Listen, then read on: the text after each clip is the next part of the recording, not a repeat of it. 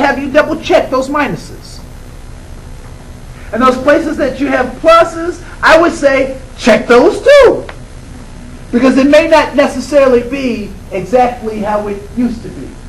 All right? So know for yourself.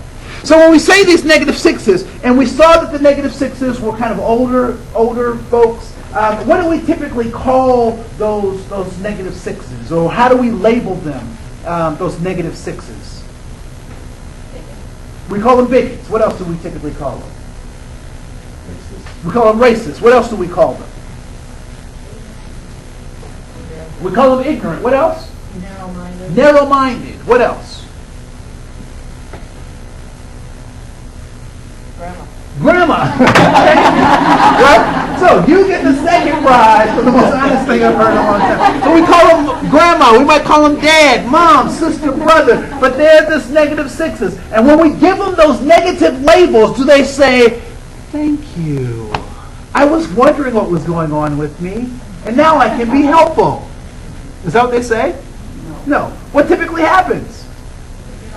They get defensive. The gentleman said, he said, well, I didn't hear anything racist. Nobody asked him about hearing anything racist, right? But he said, I didn't hear anything racist. These negative sixes, if you asked them if they were racist, what would their response be? No. And they would be right, because they are not card-carrying members of the club. As a matter of fact, I don't think there is a club called racist where you get a card and a pedigree and all that kind of stuff, right? But their behaviors obviously show some things. And so the negative sixes, we call them bigots and racists, and that's not helpful. Part of the problem with the negative sixes is they get disconnected from the human experience. This lady really can't get apple strudel? Shouldn't everybody have the right to get apple strudel? And I'm sure if they sat back and they thought about the fact that they denied this woman apple strudel, they would laugh at themselves. Right? Like, that's so goofy. Of course you can get apple strudel. The other thing that happens with these negative sixes is that they get disconnected from us. Please raise your hand if you consider yourself a good person. However you define that, raise your hand if you think that you are. Come on, Brianna. You are a good person, Brianna. Right? So, good people. What typically happens is, good people say. Now, everybody probably has an Uncle Jim. I have an Uncle Jim. And Uncle Jim, James, Uncle Jim is inappropriate. He tells way inappropriate jokes. He does not understand the concept of political correctness, right? And we don't really have to be concerned about where the kids are unless Uncle Jim is there, right? Nobody sits on Uncle Jim's lap. Let me just say that, right? So Uncle Jim is just like, anybody have an Uncle Jim type personality in their family somewhere? Okay, cool. So Uncle Jim is somebody who is ostracized by the family, and the family says, we will not invite Uncle Jim over. What's the problem with that? It's making the situation worse. Not confronting the issue. It's allowing it to get bigger. So I'm watching Animal Planet, and so they're following this pack of wolves, this coven of wolves, right? And so they're little puppy wolves, and they're playing, wrestling around. And then they show them as teen wolves, and they're practicing their hunting strategies and all this stuff. And then they show them as adult wolves. And as adult wolves, the alpha wolf is sending signals to the pack because they're going out for this hunt. And I can't remember if it was an elk or a moose, but they're going to hunt this big game animal. And so the alpha wolf is sending signals. You go there and play the back and all this kind of stuff. And then he says, on your mark, get set, go. So everybody strikes into their position. They get this elk. And the alpha wolf jumps up on the hind of the elk, and he's like, ah. What does the elk do? He kicked him. And what happened when the elk kicked the wolf? The rest of the pack attacked him. The elk broke the wolf's hip. What's now the destiny of the wolf? He's going to die. There are no EMTs, there are no hospitals, and he's definitely not a part of Health Partners.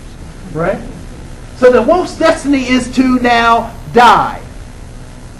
So what does the wolf decide for the betterment of the pack to do? He leaves. Anybody seen Buddy? No, Marley and Me? That's a toolbox. Tissue box movie, okay? So Marley keeps wandering off, and they can't figure out why, and then one day they do figure out why, right? So the wolf leaves the pack, and his new destiny is to die. To your point, Tony, what typically happens when good people like us cut off these negative sixes, we say, I can't have him talk around my children this way. His behavior is outrageous. I am too good of a person to be seen with Uncle Jim. And so we cut him off. And so, unlike the wolves, Uncle Jim is more social than the wolves are. And so what Uncle Jim does is once he's cut off from us, what does he do? He goes and finds a new pack of wolves that are just as sick as he is. And what do they start doing? They start breeding. So all the sickness and the disgusting stuff that good people can't put up with, Uncle Jim has found a network where he can fulfill all that nastiness and dirtiness, and they accept him for who he is. And so what I would say to you is that these negative sixes, these racists or these bigot folks, these folks that we call grandma or we call all these other names, that those are the people that our first inclination is wrong. Because your first inclination is to say, I can't be around them. But I would say that if they are to get better, who must they be next to? Good people. Now, I'm not saying that you have to take punishment, that you have to be disrespected, but what I am saying is that if you ever want these people to change, being closer to you, they have a higher likelihood of changing than if you don't give them an example. The negative sixes, how did they come this way? Are kids with swastikas, on their forehead and piercings and chains and black boots, they carry around, skinheads and all that kind of stuff. Were they born that way? No. As a teacher, if I see a kid like that, why do I get excited if I see a kid with a rebel flag T-shirt on and acting a certain way, or a kid with pants down to his ankles? Why do I get excited when I see that in young people?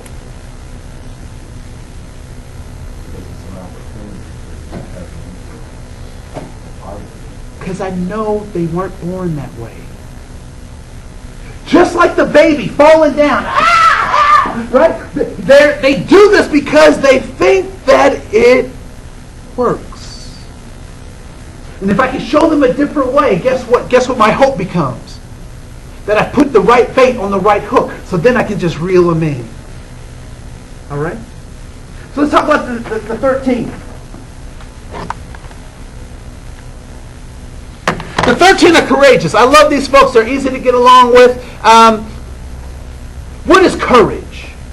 If I was king of the forest. Courage. What's courage? Not afraid to speak up. Not afraid to speak up? Courage. Doing the right thing. Doing the right thing. Even when you're frightened. Even when you're frightened or scared. Okay? In America, we talk about courage like it's some drink you take, right? Like you get a can of courage, you open it up, yes, I'm ready to go. Liquid alcohol.